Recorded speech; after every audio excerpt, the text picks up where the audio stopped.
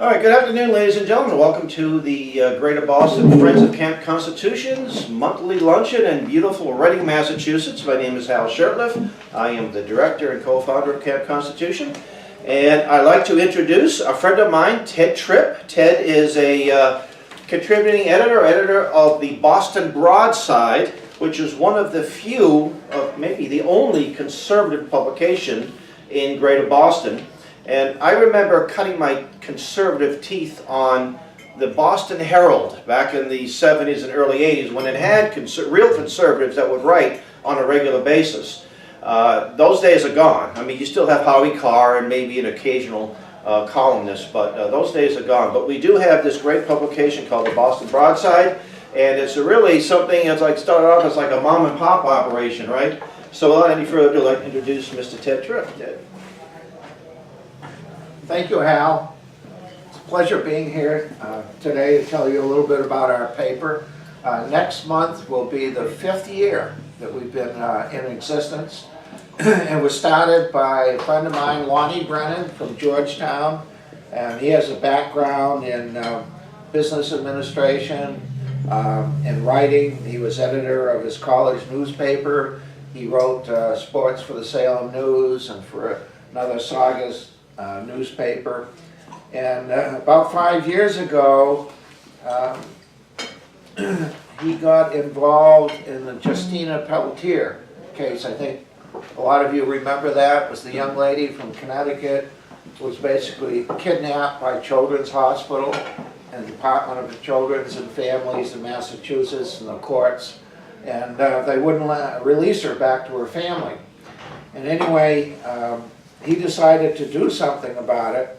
So he wrote some articles and he published what was then the first edition of the paper. It was 12 pages. It was about Justina Pelletier.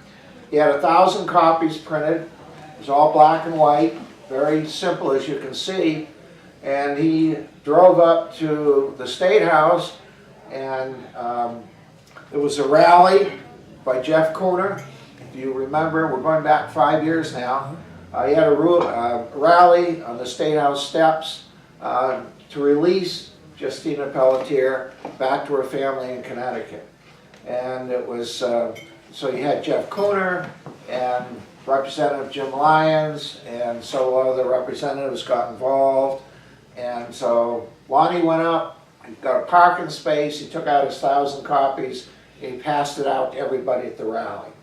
And it was very well accepted because it gave some background on the case, who was working on it, and so forth. So this was the origin of the paper.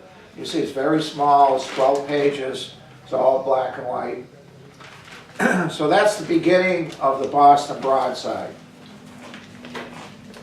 It's a monthly newspaper, and there's about a month or so after he started it, I came along. I'd known Lonnie.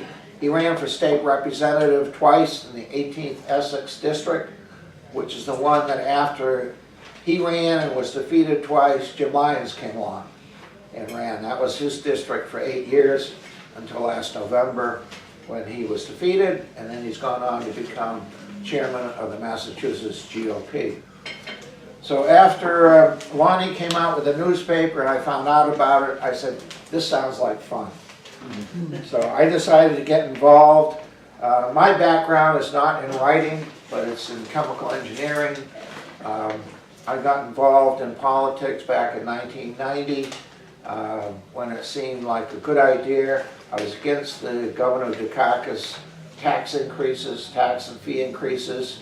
I got to meet Barbara Anderson of Citizens for Limited Taxation. We became good friends.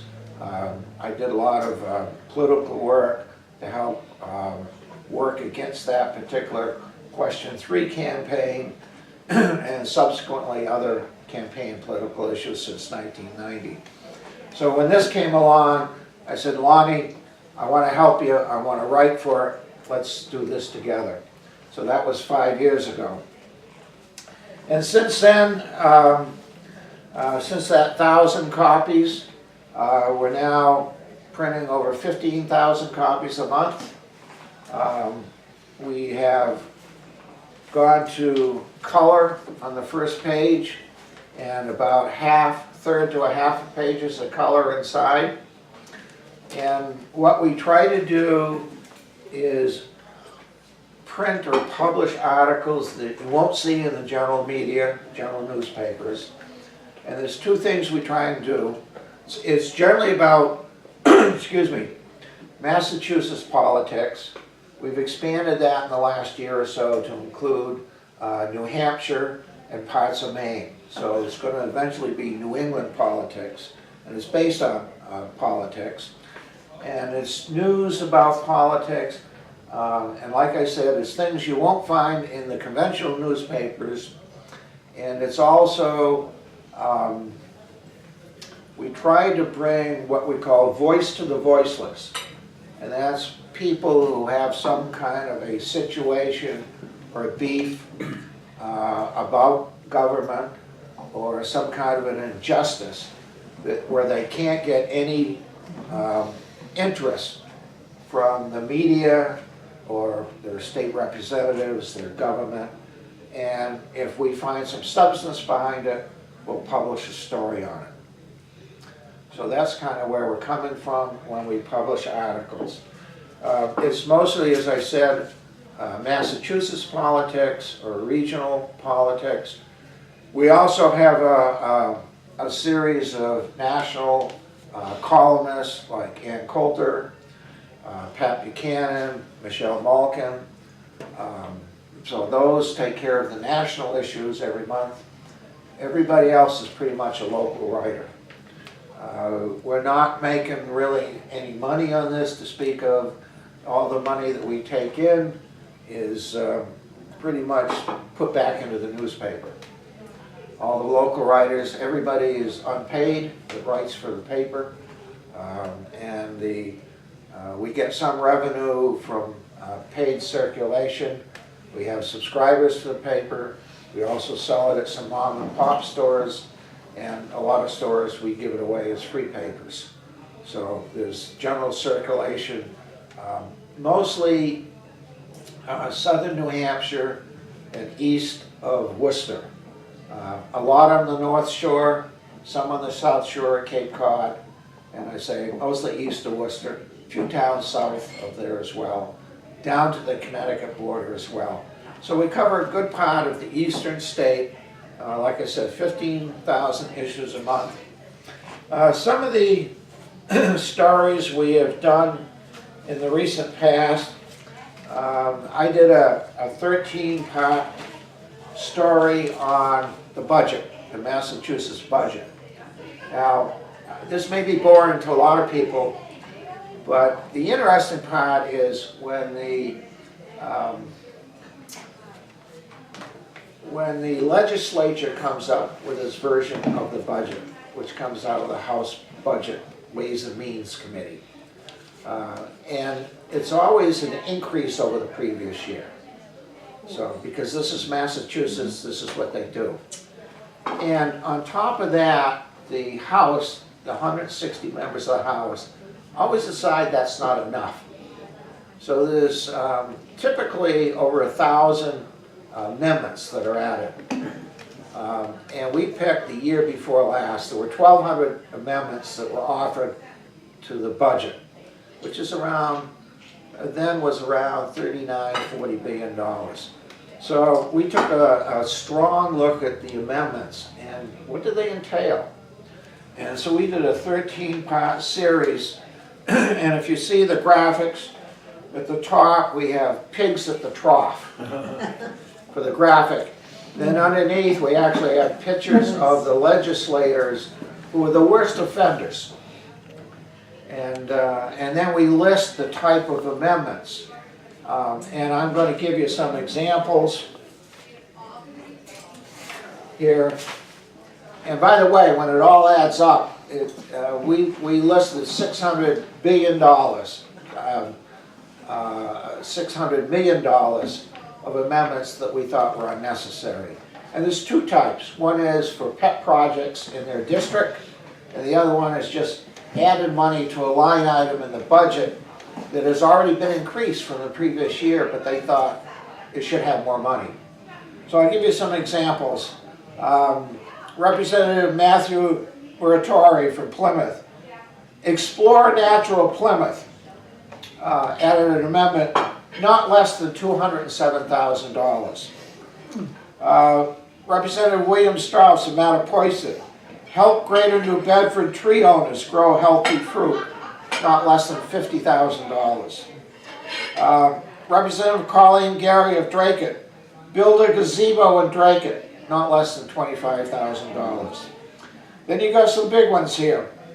Representative Carmine Gentile of Sudbury. An environmental impact of north-south rail link. They're still talking about that. That was $2 million, just to study the environmental impact of north-south rail link through Boston.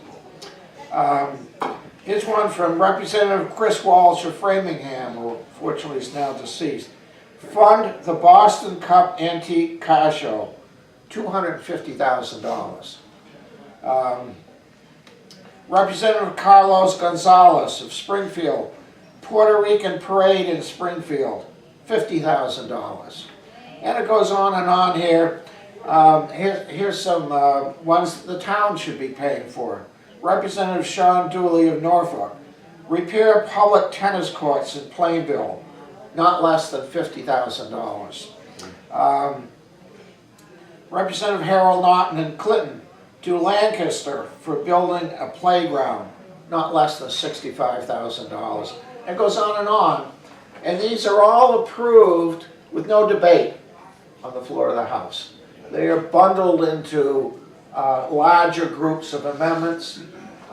They're brought up by the Speaker of the House, and they're all passed on a voice vote with no debate. And we have listed several hundred of them in the issues of the Boston Broadside, and I think it opened a lot of eyes. People have never seen these things before.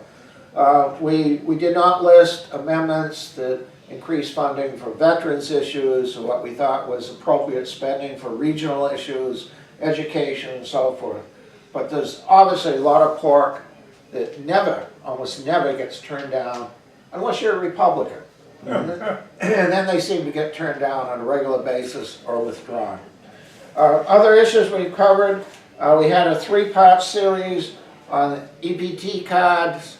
Don't leave home without it, was what we titled it. And if you look at the benefits you get from this, or what the state offers you, just amazing. And why, if you're already getting an EBT card, why you would ever want to give it up. If you buy your fruits and vegetables from a farm stand, the state will give you a 1-to-1 extra dollar for every dollar you spend at a farm stand. If you want to go to the Museum of Fine Arts, you show them your EBT card, you get in for free. Museum of Science. There's over 140 museums, institutions, and so forth. You can get in for either free or a few dollars, where you might pay $15, $20, or $30 to as an average taxpayer. The state gives you those benefits. We did a three-part series on that. And there's one more thing I want to add before I'll wrap it up. Lonnie Brennan has done this series on the elderly. And he got a call a year ago, December, from a lady called Mary Frank. And she was in don't remember if it was a nursing home or a hospital at the time. She was an elderly woman. She has no family, but she was in an apartment. And getting older, she felt she needed some help. So she called one of these organizations where an aide comes in, cleans the place, helps you with some meals, might do a little shopping, called Minuteman Services. And so an aide came in and helped her out and so forth, and she was pleased with the service. And then at the end of the month, when one of the supervisors came in and wanted her signature for the amount of hours this aide worked, Mary Frank looked at it and said, this aide didn't work these number of hours you have listed. She only worked, half this or 2/3 or whatever it was. And the supervisor said, well, you have to sign it. Doesn't matter if she worked all the hours or not. Mary Frank says, I'm not going to sign it. That's fraud. So the supervisor said, you'll be sorry. Threatened her. So a little bit later, the supervisor or some other official came back with the police. And what they did, they had Mary Frank taken to a hospital for evaluation because they made a complaint that she was not psychologically capable of continuing to live there. So they wanted her evaluated. This was the threat that, that they were talking about. So she was evaluated at a hospital, and the doctor said, there's nothing wrong with you. You're okay. So they sent her home. Well, this continued. She went back several more times. And finally they went to court, and they found a judge who said she was not able to take care of herself at home. They had her committed to a hospital. And she spent 2 years in a lockdown psych ward. Okay, they were giving her drugs and so forth. The courts assigned a guardian ad litem to her, Jewish Family and Children's Service. It's a non-profit organization out of Waltham. So she now had a guardian who really controlled her finances and her life.